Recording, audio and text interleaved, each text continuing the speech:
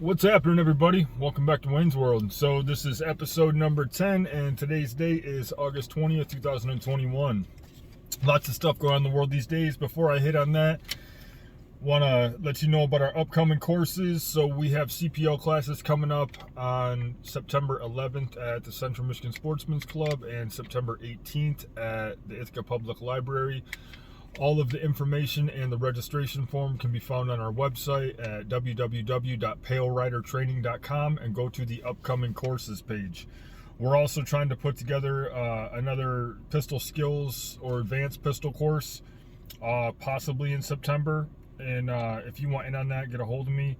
We're going to be taking deposits for these advanced classes now, or these other types of classes now, so we don't have no-shows. And all right, on with other things going on. So it seems like the world's crumbling faster than what we can keep up. And I know you guys are hearing about stuff all over the place. And I know everybody's seen and heard about Afghanistan. And I don't know if you know how detrimental this is to the United States. It's detrimental. It's bad in a lot of different ways.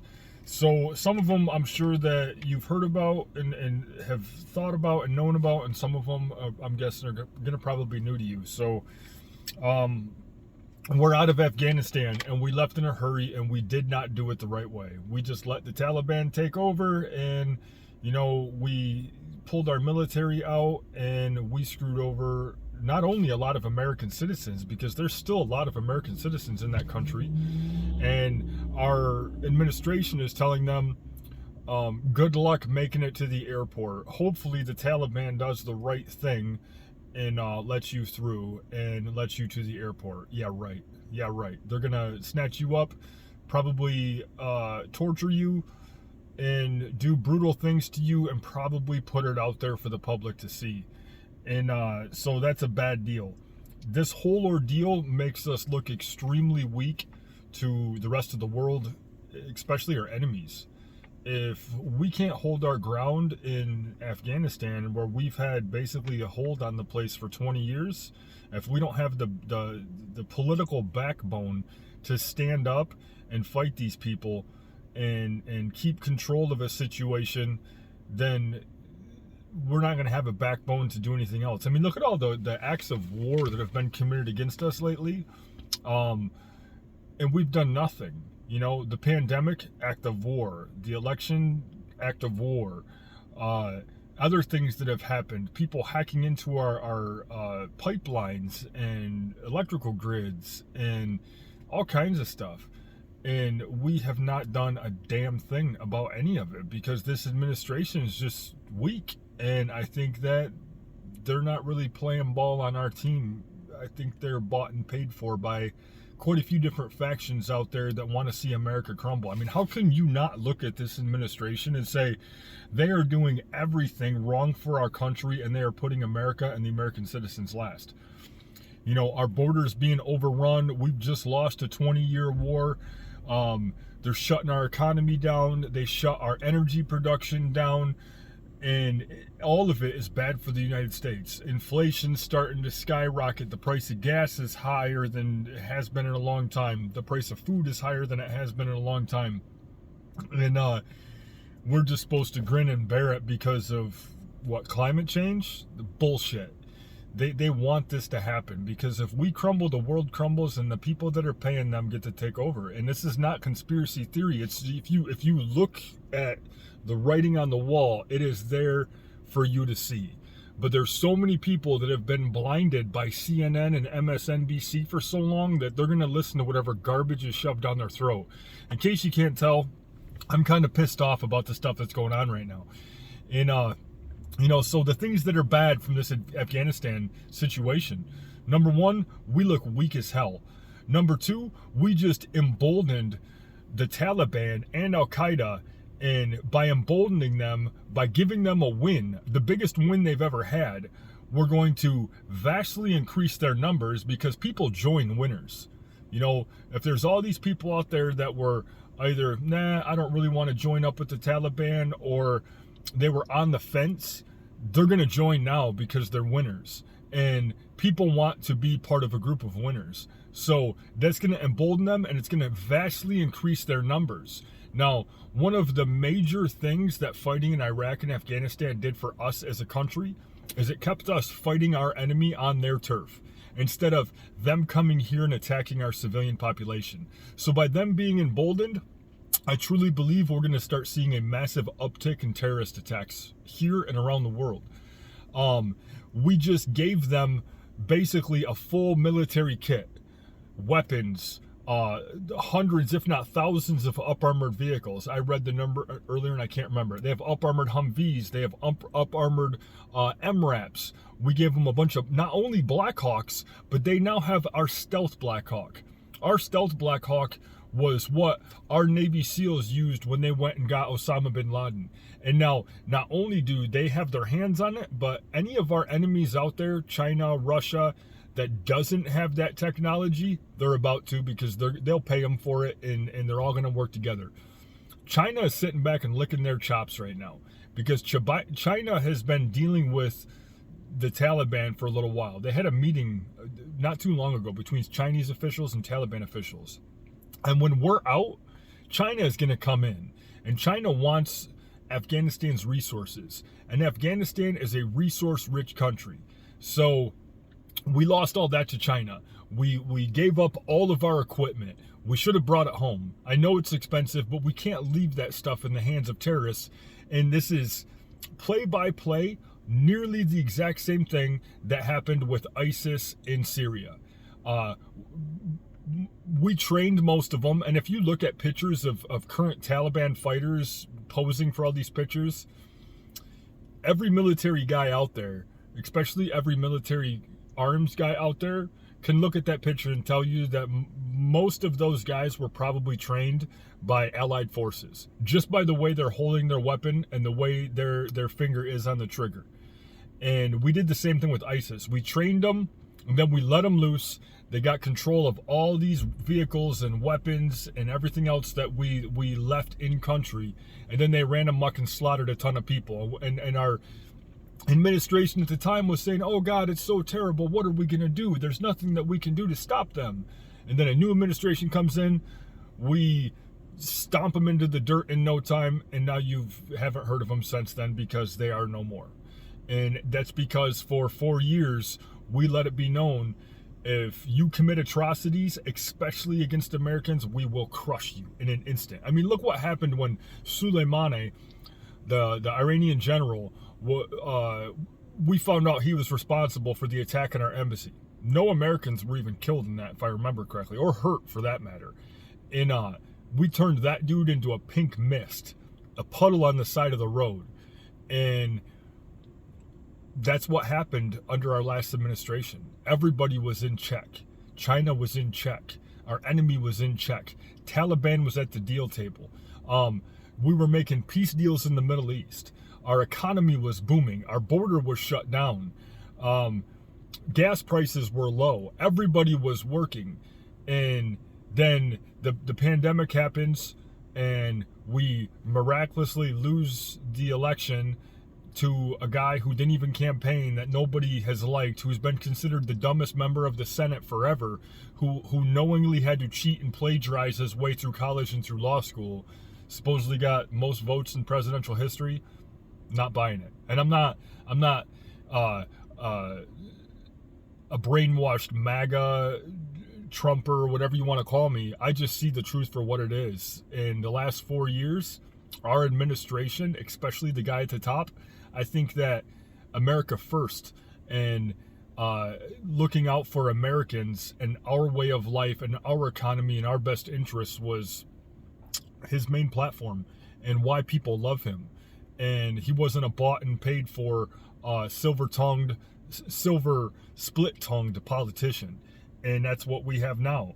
And this bumbling idiot that we have up there now, open borders, economy's crap. We shut down our oil production on day one. Put, what was it, like 80,000 people out of work on day one? That was just one of, a dozen executive orders that were passed.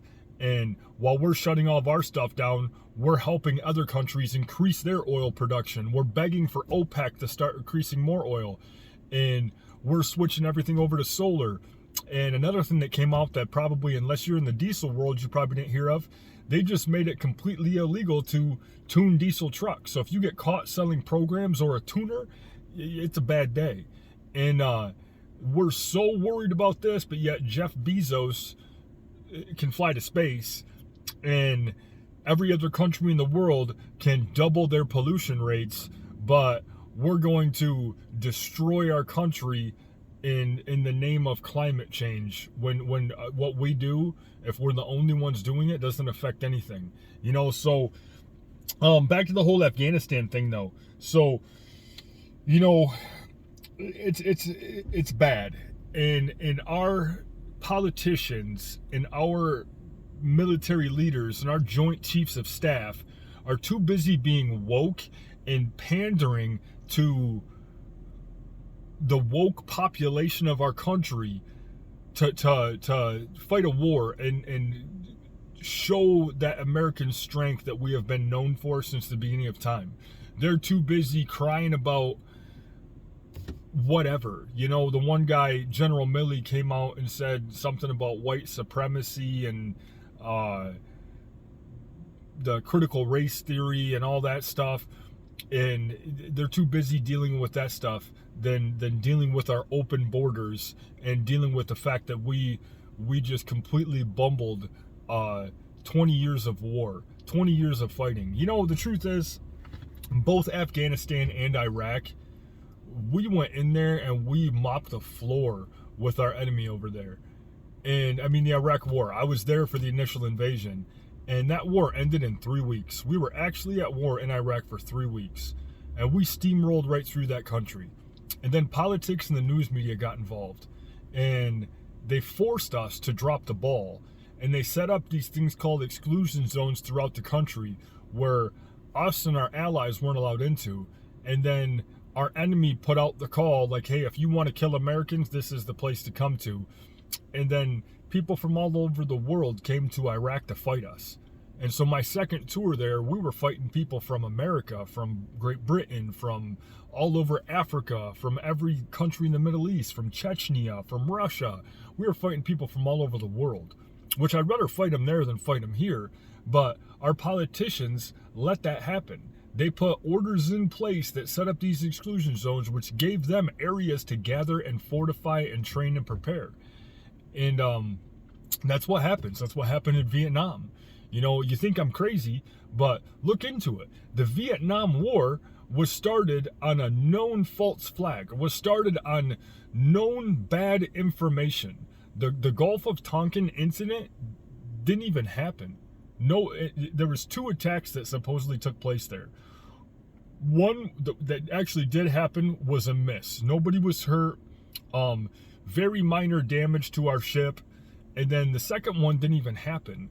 But our, at the time, administration used the knowingly false second attack as a reason to, get 58,000 Americans killed in the Vietnam War, and then leave in the same exact fashion, almost identical from Saigon as we are leaving, Afghanistan, Kabul, the embassy. And the Taliban flag is flying over our $1 billion embassy right now. So none of that is good for us. Meanwhile, we have a new version of COVID coming around. They can't even correctly test for COVID in general, let alone for variations of it. And the whole premises behind all of this is to put you back in a panic, put you back in fear, shut things back down, put masks back on your face. And when those masks go back on your face, it means that you're scared, you're submitting, and it's also going to embolden the criminals that we have in our country. Because, mark my words, riots and uprisings are coming. They're going to release their minions in the streets again, and they want it to be a time where everybody's wearing masks so that the criminals feel more emboldened, because now it's a legit thing that they are out there hiding their identity, because everybody's hiding their identity when they wear a mask. And so why do you think all of this stuff is coming to a head right now? I mean, for months and months and months during this whole drawdown in Afghanistan, the administration was saying that we have planned for every contingency. The Taliban is not going to take over the country. It is absolutely not inevitable. There's 300,000 Afghan military versus, much fewer numbers of Taliban, so it's not going to happen. And now he's saying, oh, we saw this coming. We knew this was going to happen. Well, if you knew this was going to happen, why didn't you get the American citizens out of the country before you withdrew our military? Why didn't you go around and get the American citizens inside of Afghanistan out before you let the place crumble? Because whatever citizen is in that country, the State Department knows they're there, and the State Department knows where they're at. That's the State Department's job. And that's why you get visas and you stay in touch with the embassy, and people in that country know that Americans are there in that country, whether they're with the military or their civilian population or whatever. So we should have gotten them out. But all this stuff is happening right as the Arizona information's coming out. So a little bit coincidental, don't you think? And so they're trying to draw the narrative on the news, take your attention over here so you don't look over here. It's the same tricks the magician plays. Watch this hand while I'm actually committing the act with this hand. Watch the Afghanistan situation, watch the pandemic, watch the border. All of this is bad for our country. Meanwhile, proof is coming out that we shouldn't even be here. And I got friends out there that are going to think I'm nuts. I got people out there that are going to think I'm a conspiracy theorist. But I've seen way too much information. There's way too much writing on the wall. And so none of this is good for us. None of it looks good for America. And something needs to change. And we change this by waking people up. We change this by showing people real facts and real information. And I've given you some places to go to look for facts and information. And I'm going to tell you a little story here in a minute that will kind of put two and two together. And not for this, but it just might open some other people's eyes. And it kind of has something to do with Al-Qaeda. So lots of other things I want to talk about today, but I'm leaving that at that. So do you guys remember an Army soldier named Bo Bergdahl? So I don't remember what year it was, but he purposely abandoned his post and knowingly went and sought out the enemy. And he was gone for a long time. And we set a lot of people to look for him. And people died while they were looking for him. So we caused American deaths by knowingly abandoning his post and going out there and seeking out the enemy. And he didn't take his weapon with him, I don't think. He didn't take any of his gear with him. I think he just went to try to join the other team. That's from what I remember reading. So remember that. So Bo Bergdahl. Now, remember General Petraeus. At one point in time, he was in charge of a certain sector. I think he might have been in charge of all of Iraq for a point in time. And then he became the director of the CIA. And you remember a scandal happened with him where he basically was removed from his position with the CIA. So at the same period in time that happened, our administration, so Osama and Hillary, they thought that Muammar Gaddafi was getting a little big for his britches. Now, Muammar Gaddafi was the leader in Libya, and he might have been a brutal dictator in some fashions, but in other fashions, he was very, very good for the population of his country. They did a lot of things in that country for people that aren't done anywhere else. Like, education's free, healthcare is free. When you get married, you get $50,000 to buy your first apartment. If you go through college, when you're done with college, if you can't find a job, they will give you, the government there will give you the allowance of what you would make at that job until you find the job in your field. If you can't find the education or medical care you need in your country, the government will pay for you to go elsewhere to get it in Libya. Or it used to be like this when Gaddafi was alive. If you have a kid, you get $5,000 to support that kid. He said that his parents won't have a house until every Libyan has a house. So they considered having a home a human right there. Many things Gaddafi did for his country. They had no debt. they had 150 billion in excess money in their banks, and they had one of the biggest gold reserves in the world. They had a ton of money stocked away in gold and silver, and they had big oil reserves and all other kinds of stuff in Libya. Now, Gaddafi, one of the things that he was doing is he was pushing for Africa to go under a unified gold standard currency. So he was pushing for all of Africa to come together, use one currency, and it be used under a gold standard. And that would have hurt the world banking system. That would have hurt the American dollar. It would have affected a lot of entities, countries, and people. And our administration at the time didn't think that was a great idea. So they wanted Gaddafi out of power. And he got the hint, and he tried to form a truce and said, hey, let me go out into exile. Give me this much time to get my family and my allies out of the country. And the military general, the American military general that was dealing with the situation, agreed to it, but the chain of command did not. Now, at the same period of time, they went to, and as far as I know, this is true, but I don't have any stone cold proof to back it up. The administration went to Petraeus and said, hey, we need you to arm the organizations that we want to send into Libya to topple Gaddafi. And in that arming of them, we want you to give them a bunch of Stinger missiles, which are anti-aircraft missiles, shoulder-fired anti-aircraft missiles. And from what I gather, Petraeus said absolutely not. Well, that's when the scandal came out about him, and he was canned. Well, they found someone to do it.